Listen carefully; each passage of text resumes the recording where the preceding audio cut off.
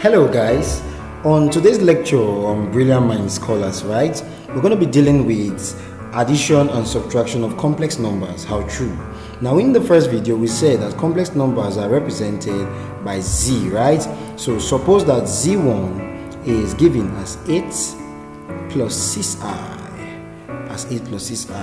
and z2 is given as 5 plus 4i. This is how complex numbers are represented, right? Now if you are told to find z1 plus z2, how do we go about this whole piece? It turns out that we can carry out this using our normal algebraic processes. Now we know that z1 is 8 plus 6i, and we are told to add that to z2. So that will be plus z2 now, being 5 plus 4i. So we simply collect like terms, right? So we know that this part of the number is called the real part, right? And this part is called the imaginary part. And this part is called the imaginary part. Also, the same thing applies here, and the same thing applies here. So we have that we are going to pair real numbers to real numbers. So 8 and 5 come together. 8 plus 5. We're going to pair imaginary numbers to imaginary numbers. So we have 6i plus 4i. How true. So 8 plus 5 gives us 13. Plus 6i plus 4i gives us 10i. There you have it, guys. This would be our final answer. Note now, you cannot add a real number to an imaginary number, so you cannot add 13 to 10. Now here's a little trick that will help us arrive at the same answer, right? We were given z1 to be 8 plus 6i, right? And we're also given z2 to be 5 plus 4i. Now we can simply add this up, right? By simply putting a plus sign here and putting this here. We can add this up normally, right? So we have on this side 6 plus 4i gives us 10i, and on this side we have 8 plus 5 giving us 13. So this will give us 13 plus 10i. So we get the very same answer, right? So whichever method works best for you, you can use. Now, moving the page, suppose we are given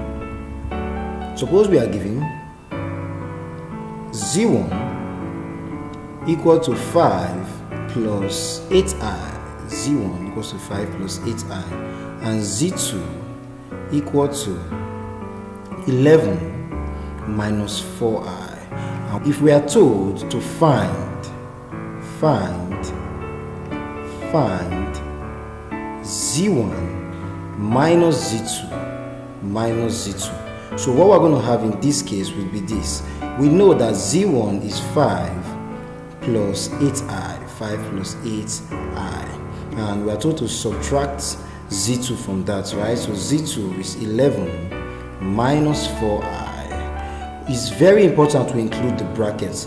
Why is it important? Because of the negative sign, right? This negative sign would affect everything within the bracket. If you don't include the bracket, it would seem as though it would be affecting only this 11, right? So we have this will be equals to 5 plus 8i, 5 plus 8i. Now using this negative sign to open this bracket, minus times 11 gives us minus 11, and minus times minus 4i gives us plus 4i. How true. This is what we have in that case, right? So we collect like terms as usual. So we have 5 minus 11, right? And plus 8i plus 4i. So we put real numbers to real numbers and imaginary numbers to imaginary numbers. So this we have 5 minus 11 now gives us minus 6. 8 plus 4i gives us plus 12i. How true, very true. This is what we have in this case. Now, the same rule applies now. We can apply our previous trick in solving this question now, right? And we were given z1 to be 5 plus 8i, right? And we're giving z2 to be 11 minus 4i. So we can rule the line and we can do our subtraction, right? So we have minus. Now we have to be very careful here, right?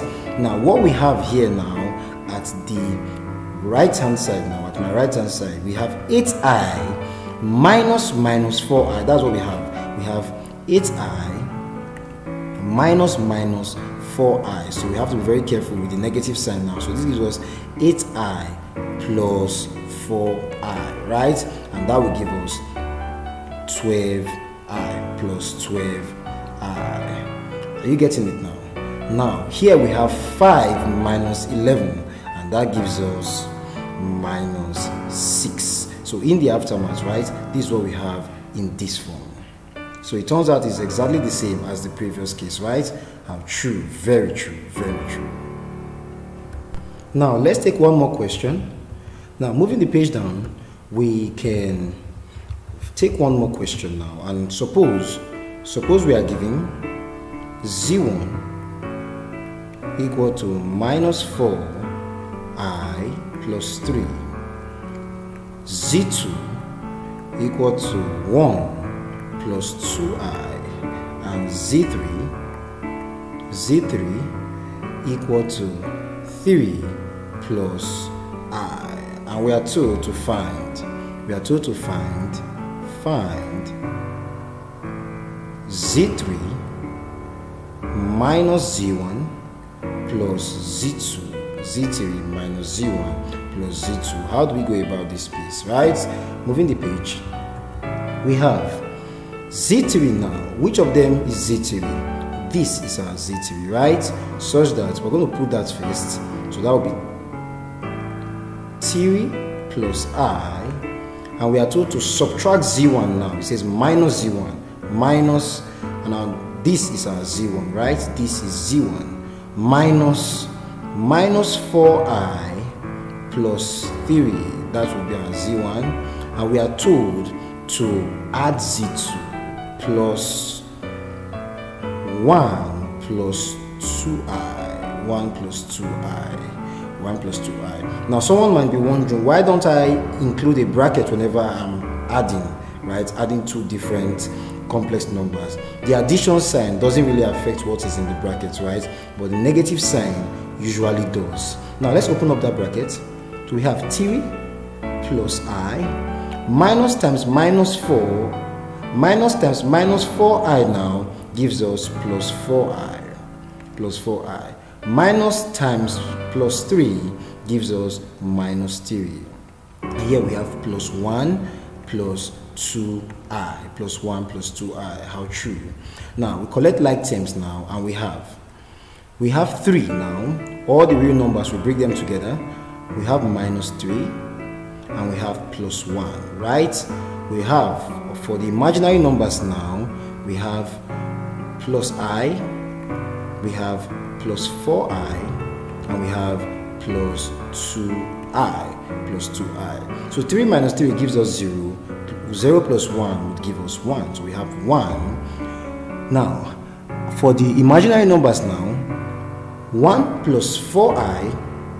Now, for the imaginary numbers now, I plus 4i gives us 5i.